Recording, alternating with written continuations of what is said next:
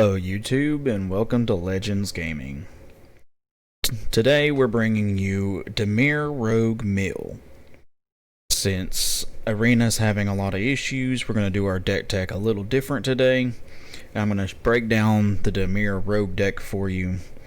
And as always, don't forget, like and subscribe. Let me know in the comments if you actually enjoy the way I'm doing this deck.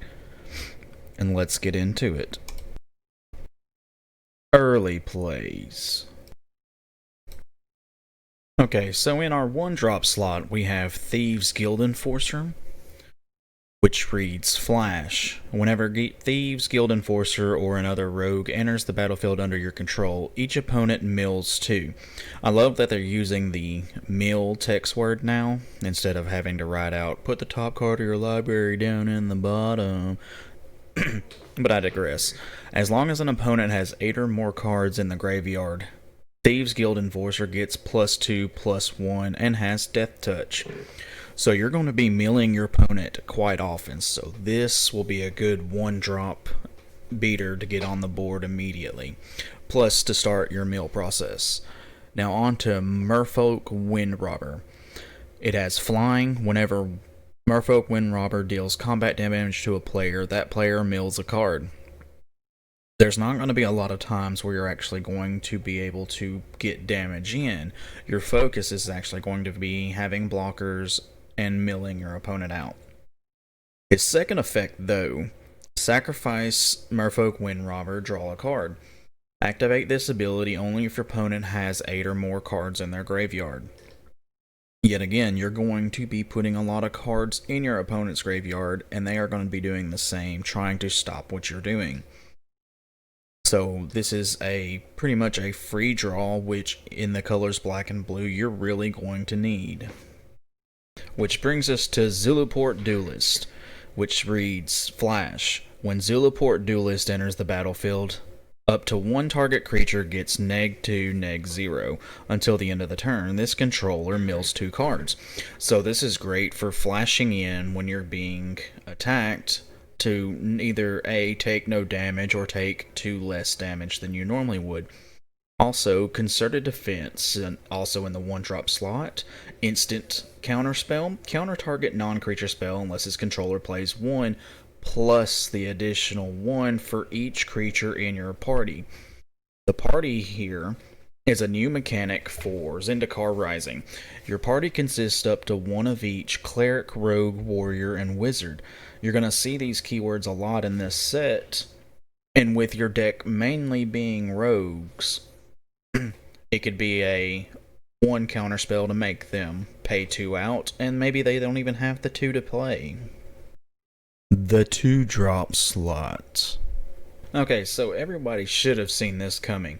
Brazen Borrower, his instant adventure spell is return target non-land permanent to its owner hand. You can slow down your opponent by bouncing something back. Either A, it's attacking, or you don't want its effect popping off again. And then Drown in the Lock.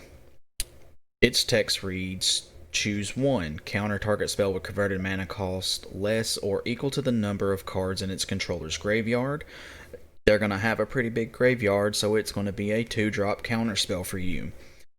Or, destroy target creature with converted mana cost less than equal to the number of cards in its controller's graveyard.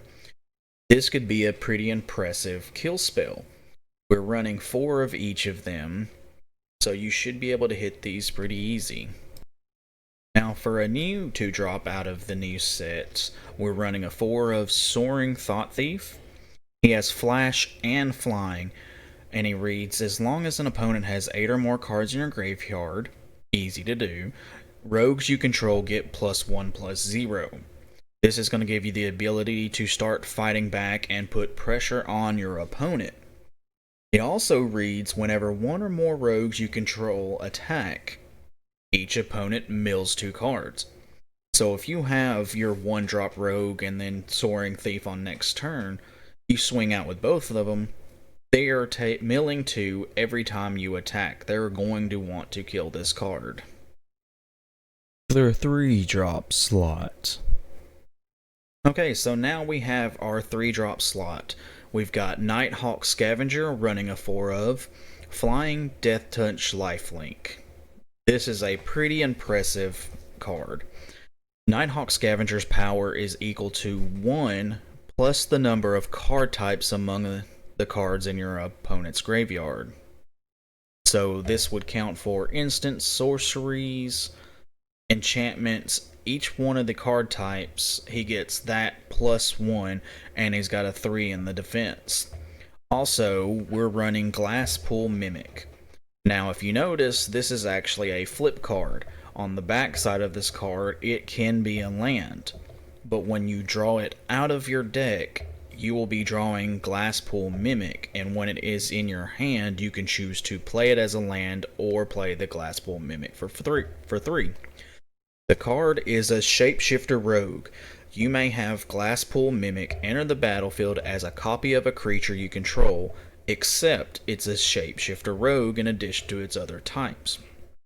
When you start getting out cards that you want to mimic, like this Nighthawk Scavenger, this can also help you stay alive, get back on top, gain some life back, and then move forward to the win. Which brings us back to the Brazen Boar. After you've already played it, bounce something out, now you can play it as a creature. It has flash and flying, but it can only block creatures with flying. This is 3 damage in the air every turn, and if you look at his keywords, he is a fairy rogue. So with your creature that mills 2 for multiple rogues attacking, this would be very beneficial to help you win the game. The late game. Okay, this brings us to our late game. Rankle, Master of Pranks. Fairy Rogue, legendary creature. Yet again, we're playing more rogues, and you have to have Rankle in the deck. He is flying in haste. Whenever Rankle, Master of Prank deals combat damage to a player, choose any of the number. So you could actually do all 3 of these effects. And the effects read, each player discards a card, each player loses 1 life and draws a card, or each player sacrifices a creature. This is very powerful for when you want to control the board. We also have Zareth San, the Trickster.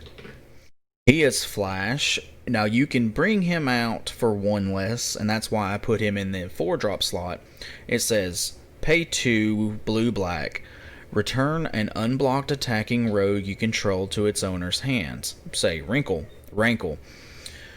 Put Zareth's Son, the Trickster, from your hand onto the battlefield tapped and attacking.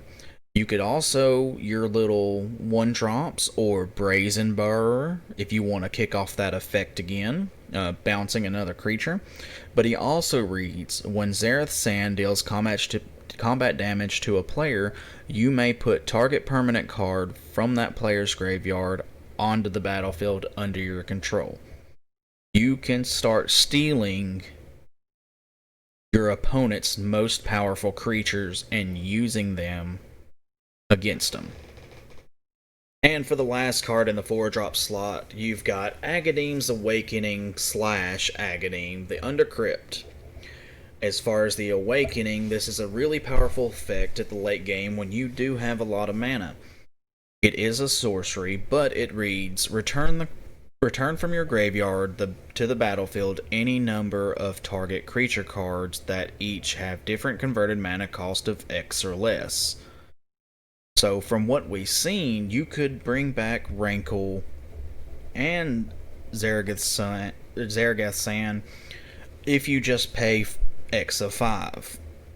Because they technically do have converted mana costs, and you can also bring back the Borrower and all other kinds of creatures. But if you can't kick off that effect, it is a land. As Agadeem, the Undercrypt, enters the battlefield, you may pay 3 life. If you don't, it enters the battlefield tapped. So this is a new shock land to the set if you're in dire need of that black mana. The lands. So in this deck, we're running 7 islands and 5 swamps. We're also running 1 castle lock thing, lock Wayne, which also reads when it enters the battlefield tapped, unless you control a swamp, add 1. But the effect you really want to play off of is pay 3, tap this card, draw a card, then you lose life equal to the number of cards in your hand. Sometimes you're just not going to have any cards in hand and you want to top deck something amazing. Also, we're running Fabled Passage. It's a cracked land. You can search your deck for any basic land, allowing you to fix your mana and get the mana you need on the field. And the last lands we're running in the deck, we're running a 4 of. It is Clearwater Pathway / Murkwater Pathway. Now this is another one of our flip lands. On one side it reads tap 1, add 1 blue. On the other side it reads tap 1, add 1 black. These are untapped lands, and you get to choose if you need black or blue mana. Well, there it is. That was the deck. Tell me what you thought. Leave a comment. If you decide to try to run this deck in, say, Arena, you still have some time before you can get it on paper. Always, don't forget, smash that like button, hit the subscribe, and let me know what kind of decks you want to see next. I will be doing more deck techs like this, and I'll also be doing more Arena videos, so you can kind of see how some of these decks will run. But I think Dimir or Mill in itself is going to be a powerful mechanic for this set. So look for it when you're doing your pre-releases, your drafts, anything of that sort. Don't forget, legends are made, not born.